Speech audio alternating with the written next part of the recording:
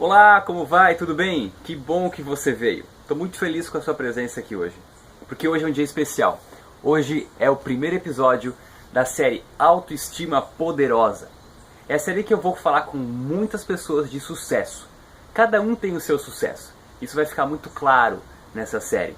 Os entrevistados têm sucessos diferentes, pontos de vista diferentes, e é isso que faz todos os resultados ficarem mais bonitos.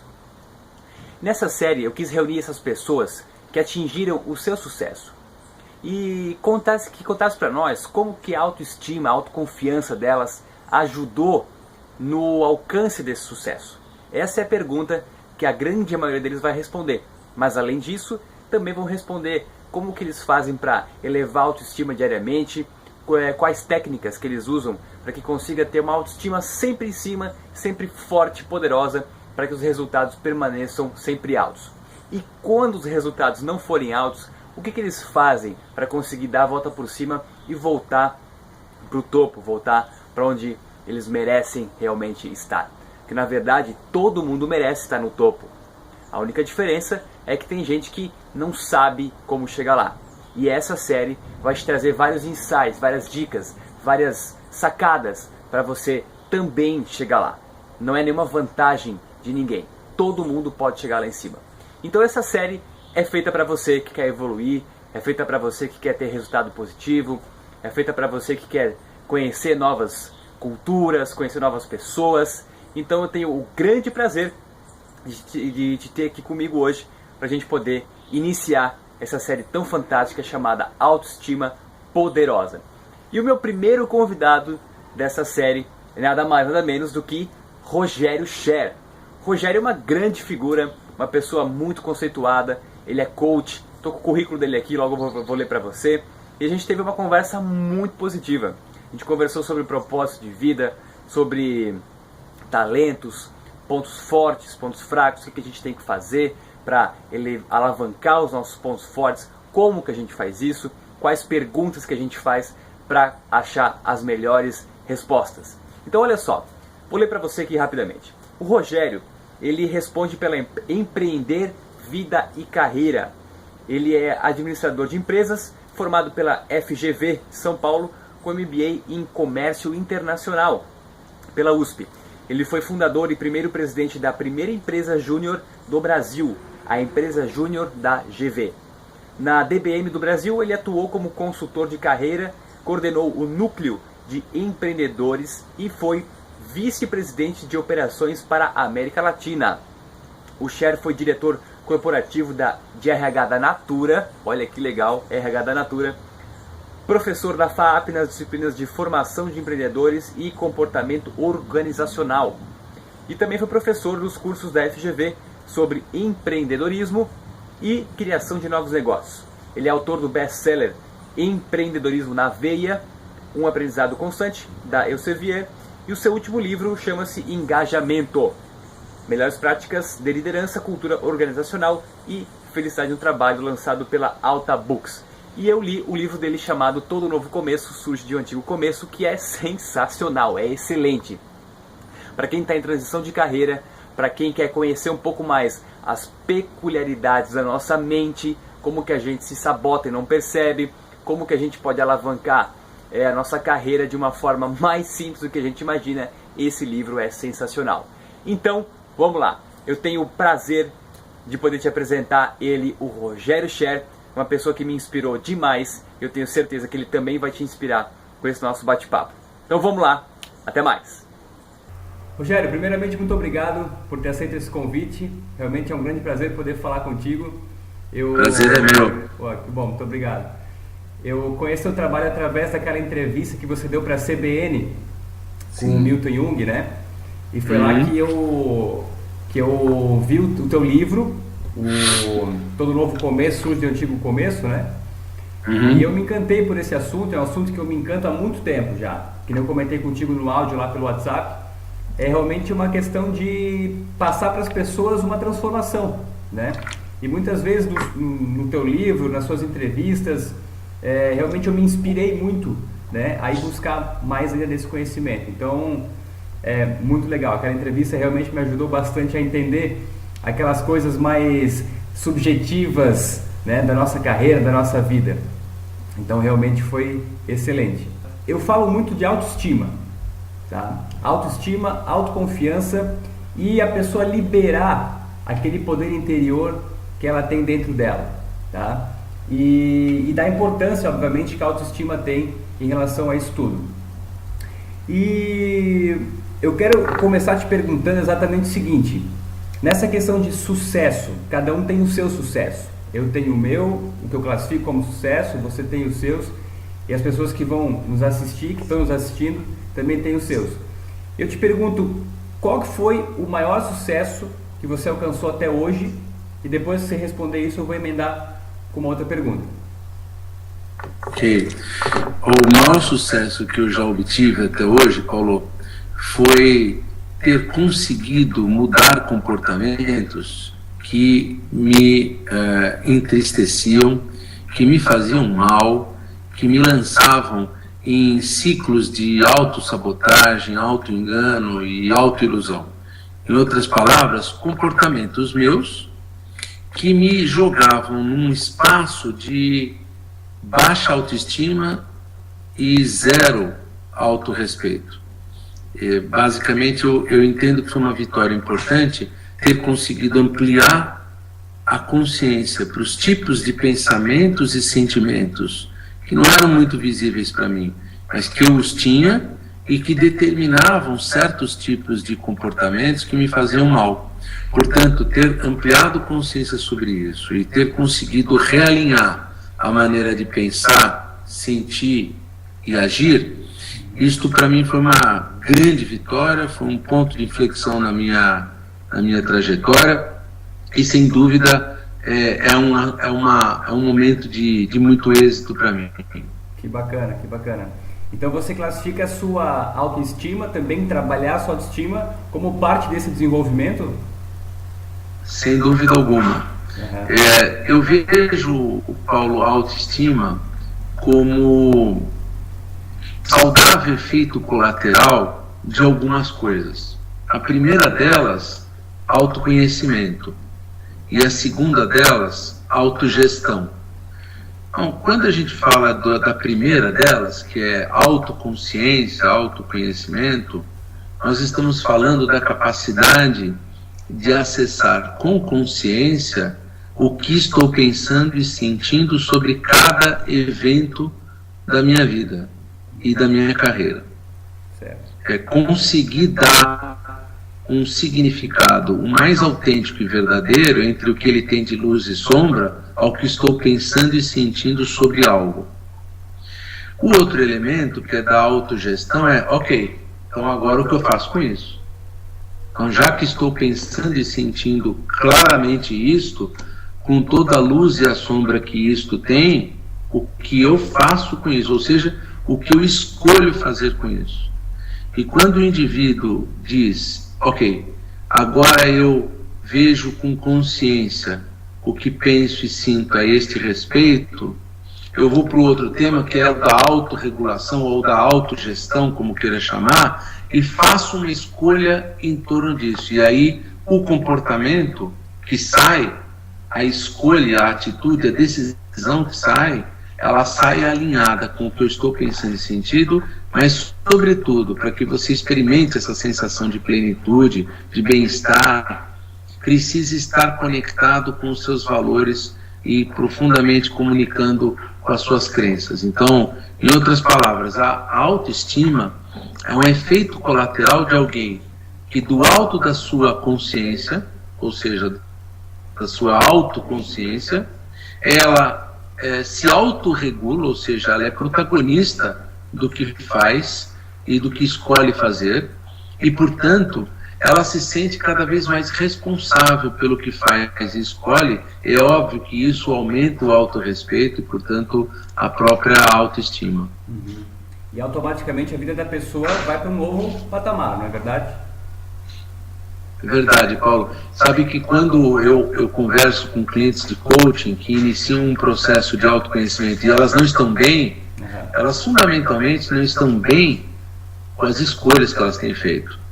com as escolhas que elas têm feito na vida pessoal e na vida profissional. Fundamentalmente, essa falta de satisfação com o que tem escolhido se dá em razão dessas escolhas serem completamente desconectadas do sistema pessoal de valores. O indivíduo não consegue articular quais são seus principais valores. Então as escolhas, elas são vazias de sentido, porque não se conectam com um sistema pessoal de valores e com a sua devida hierarquia, ou seja, qual é o valor 1, o 2, o 3, o 4 e o 5. Portanto, uma parte fundamental do que as pessoas entram em colapso, em estresse emocional, tem muito menos a ver com quanto de tempo elas trabalham, mas tem muito mais a ver com a falta de significado que as coisas têm. Em outras palavras, basicamente as pessoas que não estão bem, elas vivem uma baixa autoestima, porque estão completamente cercadas de pontos cegos sobre seus próprios valores. Legal. Rogério, você comentou comigo agora há pouco no início que você vivia uma vida dessa, né? Sem propósito, sem significado, correto? Então eu gostaria que você compartilhasse com a gente o que especificamente você fez e como que você teve esse despertar para que a sua vida pudesse sair de uma posição não favorável para de uma posição que hoje em dia você tem significado, tem propósito naquilo que você faz. Em primeiro lugar, eu não acredito naquele lampejo mágico, viu, Paulo? Certo. Aquela subida à montanha no Tibete, você subiu lá, se pôs meditando durante alguns minutos e, pumba, num lampejo mágico, você teve uma conexão com o divino e o caminho ficou absolutamente claro. Isso realmente, na vida real, eu não tenho notícia de existir. O que existe sim é suar arduamente uma camisa no sentido de experimentar. É preciso experimentar diferentes conexões com certos tipos de desafios, certos tipos de ambiente, certos tipos de pessoas. Algumas dessas conexões vão calar fundo em você e você sente isso no corpo, em primeiro lugar, antes de racionalizar. A pergunta é: estar com aquelas pessoas, vivendo aqueles desafios, naqueles ambientes, isto faz sentido? Isto cria em você um forte senso de identidade, de pertencer a algo que depois acaba sendo maior do que eu e você, ou seja, algo ali maior do que eu e as outras pessoas? Se sim, então você realmente abriu uma porta que te conduza a algo que você possa entender que seja propósito. Se não, começa a testar o segundo item da lista, depois o terceiro item da lista, até que você chegue a alguma coisa que realmente faça sentido. Então, a busca por propósito e por viver significado nessa vida e por dar sentido às coisas que a gente faz, depende de suar a camisa e de muita experimentação, experimentar diferentes conexões com atividades, pessoas e ambientes.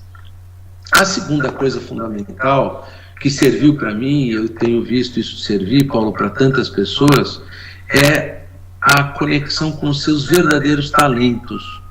Porque, Paulo, o ponto é assim, né? Nós temos 800 coisas em que a gente é vergonha para a humanidade.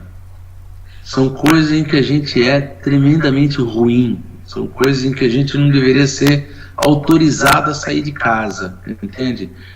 Nós somos uma vergonha para o pai e para a mãe da gente. São coisas em que a gente é muito ruim. E tem 2 ou 3 coisas em que a gente é especialmente habilidoso. Nós não enchemos uma mão de talentos, né? Assim entendido o talento como algo que você é especialmente habilidoso, você vira uma referência naquilo. Toda vez que você faz e refaz aquilo, você ganha eficiência, ganha eficácia, ganha proficiência, ganha excelência, e cada vez que você faz e refaz aquilo ganha perfeição, e você percebe que você vai adicionando os teus truques e teus macetes, ou seja, você vai improvisando, você vai criando, inovando, vai colocando o teu jeitinho ao fazer aquilo. Você não vai encher uma mão de coisas que preenchem esses requisitos todos. Nós temos, talvez, cada um de nós, 2 ou 3 coisas em que a gente é singular, em que a gente é especialmente único e especialmente habilidoso e talentoso. Quais são essas coisas? Olha, a vida não ajuda muito nesse sentido, Paulo. Primeiro porque na escola ninguém é estimulado a se conectar com a sua singularidade, com os seus talentos, compreender a vida das bactérias e conhecer o império de Alexandre o Grande é mais importante do que conhecer a si mesmo, né? Na sua singularidade, no seu talento distintivo. Então na escola você não tem essa experiência. E depois na empresa menos ainda, porque a empresa adora falar de ponto fraco. A gente faz avaliação de desempenho para identificar o ponto fraco das pessoas, faz o feedback para contar para elas o ponto fraco delas e faz planos de treinamento e desenvolvimento para desentortar as pessoas. Ou seja, é um grande desperdício de potencial humano. Essa responsabilidade é sim da escola, essa responsabilidade é sim das organizações, mas tem a parte do indivíduo nisso tudo. Ele é corresponsável por compreender qual é o seu potencial por meio de viver seus talentos ou navegar na escuridão deles. Então, uma parte importante que nos leva a propósito é pôr a mão no talento, aquilo que você é especialmente habilidoso. Bacana, ótimo, Rogério. E esse negócio da escola justamente é um ponto que eu gosto bastante de divulgar, que é bem isso, a gente não é estimulado a saber quais são os nossos pontos fortes, não é verdade? A gente, por exemplo, você precisa ser bom em matemática, em língua portuguesa, você precisa ser bom em história, mas você gosta disso realmente? Aquilo faz sentido? Dá aquela sensação de propósito mesmo? Na grande maioria das pessoas não dá. E aí a pessoa acaba se frustrando porque ela entende que ela tem que ficar dentro do modelo escolar, daquele modelo que ela não se identifica, para quê? Para tirar aquela nota boa. Vai tirar o 10 no final do bimestre ou do semestre, enfim. E acaba passando, e infelizmente às vezes passa uma vida inteira sem se descobrir, né? E Rogério, eu gostaria que você compartilhasse com a gente uma pergunta, porque é aquela velha questão, a gente só vai saber a verdadeira resposta com uma boa pergunta, né? Uma pergunta, ou mais se você quiser, para a gente parar e pensar e descobrir qual é o nosso ponto forte. Ok. Uma única pergunta? Não, pode ser mais, tá bem? Tá bom. Para descobrir os nossos talentos e pontos fortes, né? Exato. Primeiro, eu faço uma diferença, Paulo, entre talento e ponto forte, que é assim, o talento é uma vocação nata. É aquilo que você faz com natural facilidade.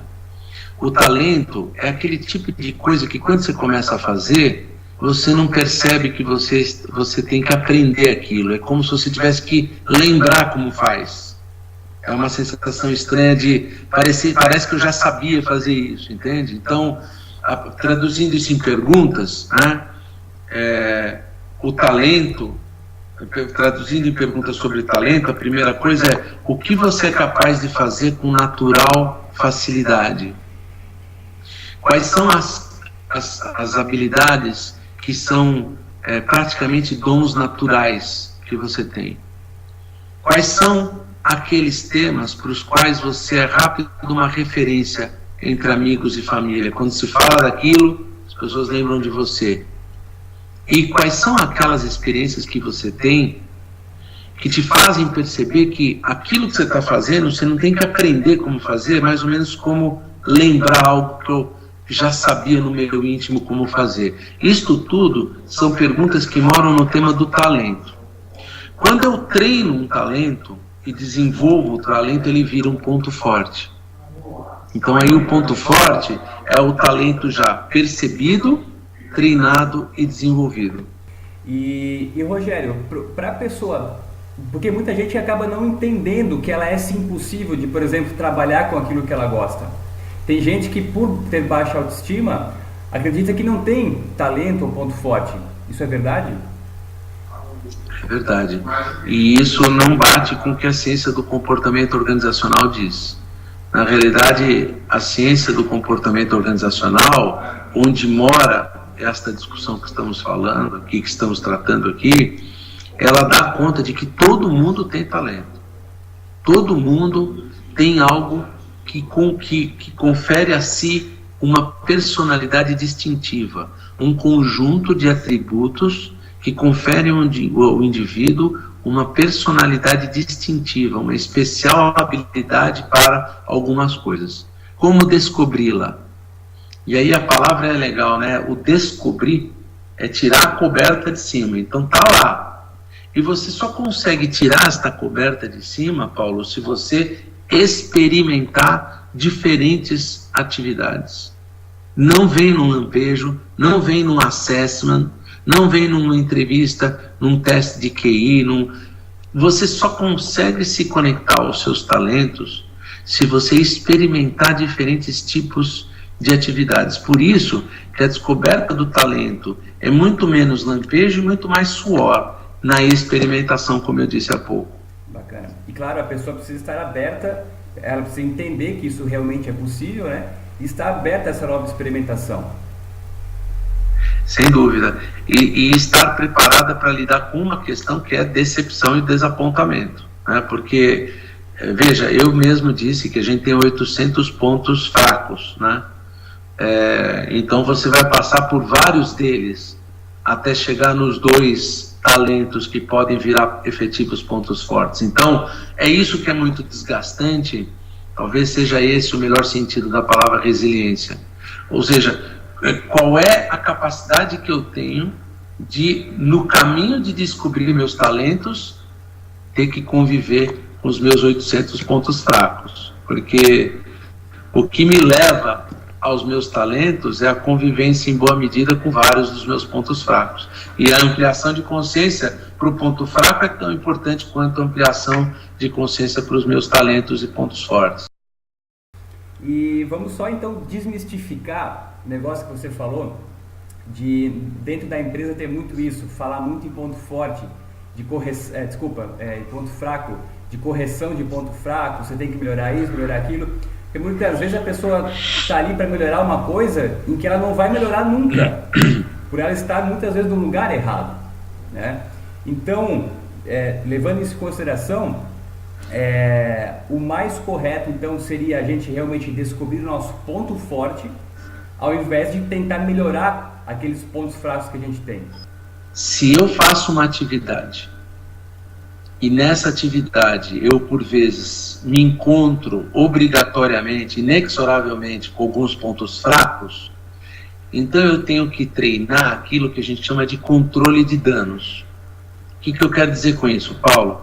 Imagine que na tua função você tenha que se esbarrar, por vezes, com aquelas coisas em que você é muito ruim. E você não tem como evitar que essas coisas apareçam ao longo da tua jornada de trabalho. Então não dá para ignorar o ponto fraco. Se essas coisas aparecem de maneira inequívoca ao longo da tua jornada, então você tem que fazer aquilo que se chama controle de dano, que é tira aquilo da frente com o menor estrago possível. Mas eu não posso olhar para você, eu, empresa, e dizer, Paulo, a questão A é o seu ponto fraco. Você não pode ignorar o teu ponto fraco, porque por vezes você se encontra com a questão A no seu trabalho.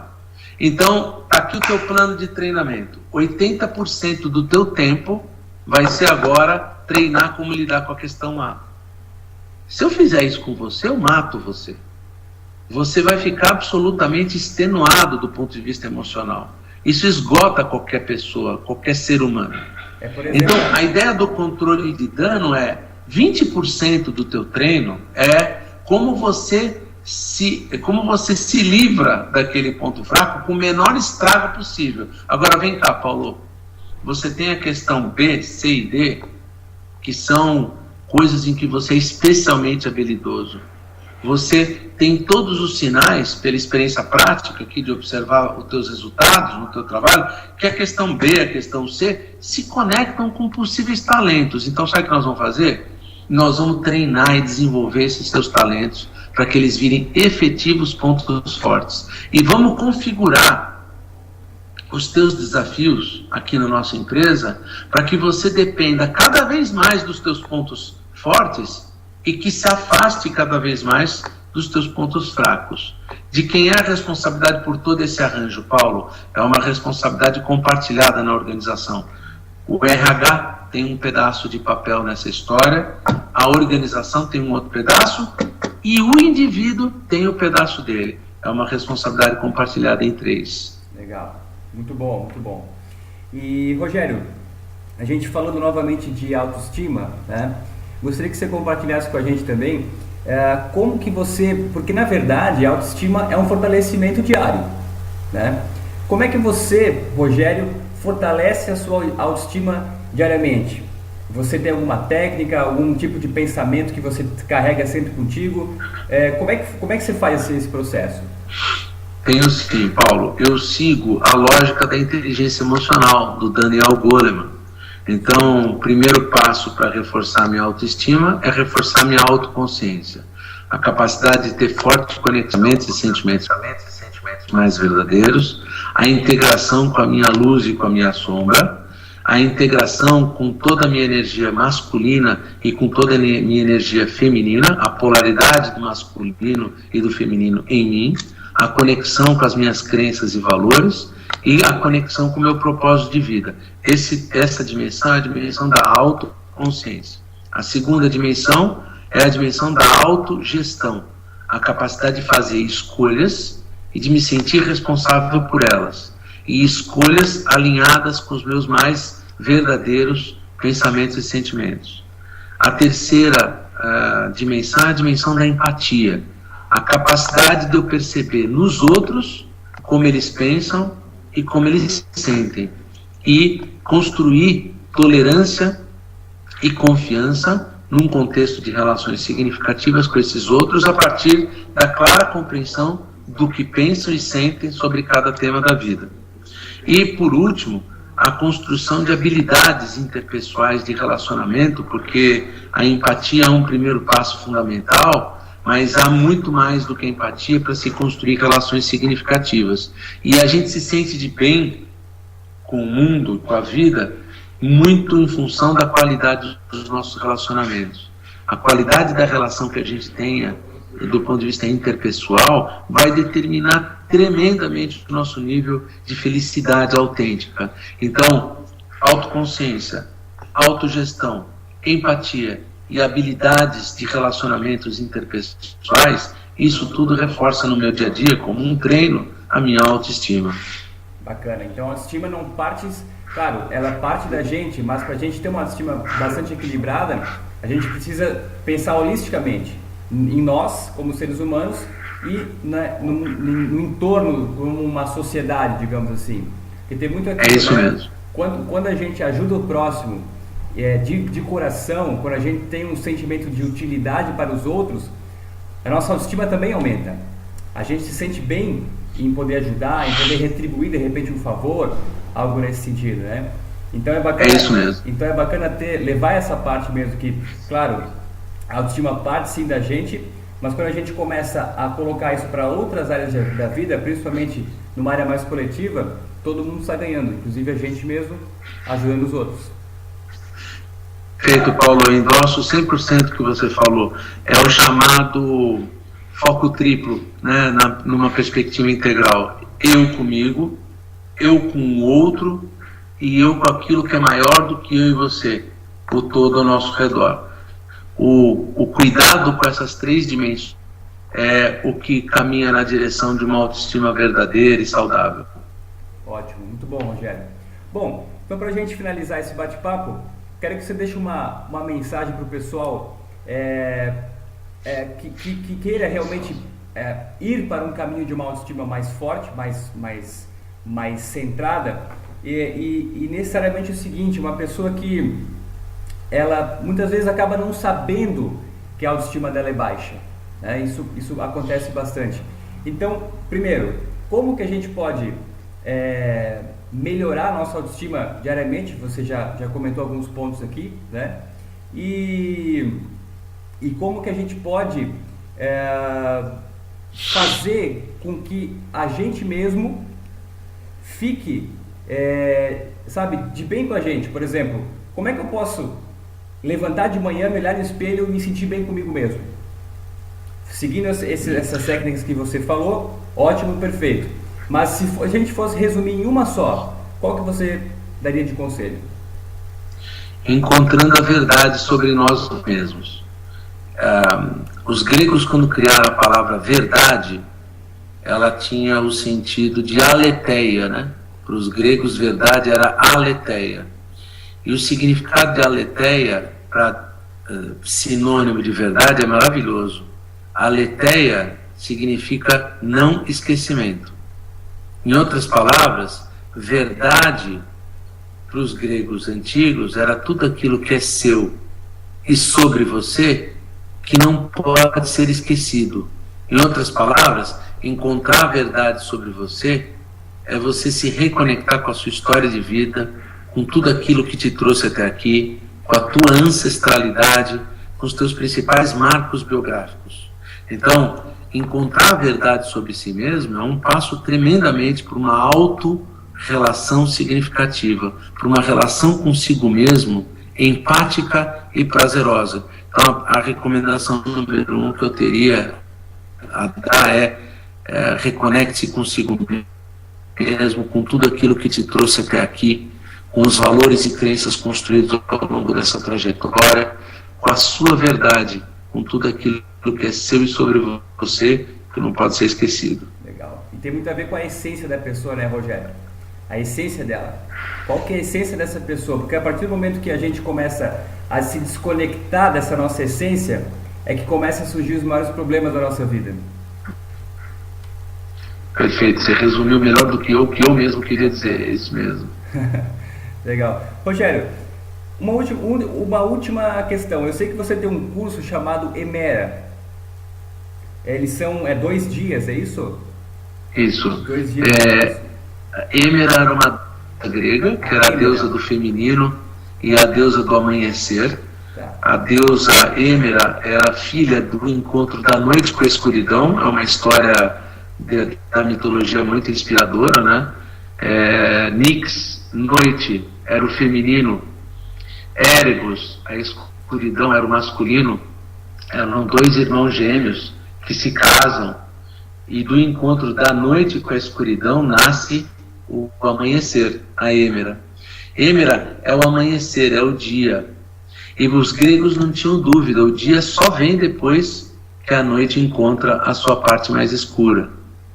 O que, do ponto de vista de ampliação de consciência, tem um significado não só profundo, como muito belo. Portanto, nós demos o nome à nossa experiência de autoconhecimento, de Emera, e são 2 dias de uma imersão, onde o indivíduo usufrui os benefícios de um coaching de vida associado a um coaching de carreira. Ah, bacana. E é isso mesmo que eu ia te perguntar, qual que é a transformação que esse curso realmente propõe para o indivíduo? Como é que esse indivíduo sai desse curso?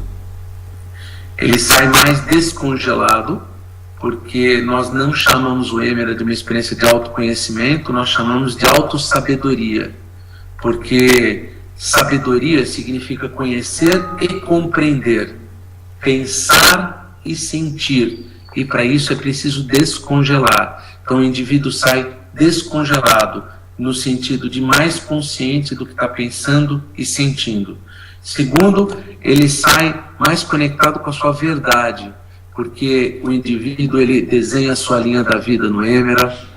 Nessa linha da vida, ele popula essa linha da vida com seus principais marcos biográficos de vida e de carreira, trabalha mandamentos que foram construídos ao longo dessa linha da vida, crenças, valores, competências e, por último, trabalha o seu propósito de vida. Ele sai do Emera no último dia com uma declaração de propósito de vida. Então, esse é o resultado que a pessoa experimenta nesses 2 dias de imersão conosco. Bacana. E para quem quiser saber mais sobre o curso, como é que faz? O site do Emera é Emera com H, é www.emera.experience.com.br. Bacana. Depois eu coloco aqui embaixo para o pessoal que estiver interessado poder acessar. Legal. Então tá muito bom. Legal. Rogério, realmente foi um grande prazer. Muito obrigado por ter aceito o convite e poder aqui compartilhar com a gente a tua experiência de vida, a tua história que é fantástica. E através desse trabalho eu tenho a intenção de poder ajudar o maior número de pessoas a sair da sombra, descobrir a própria sombra e com certeza viver uma vida cheia de propósito, de significado e com uma autoestima muito poderosa. Obrigado mesmo, Rogério. Paulo, obrigado você e parabéns pelo belíssimo trabalho que você está realizando. O teu trabalho tem uma importância notável. Muito sucesso e parabéns para você.